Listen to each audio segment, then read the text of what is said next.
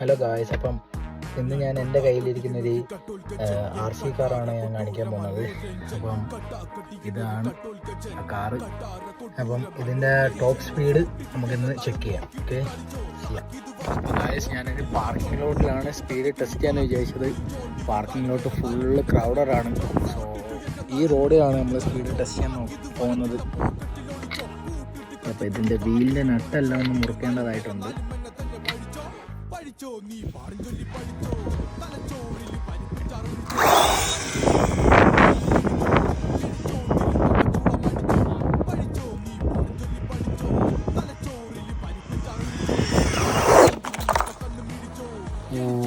വലിച്ചു കിടക്കുന്നു.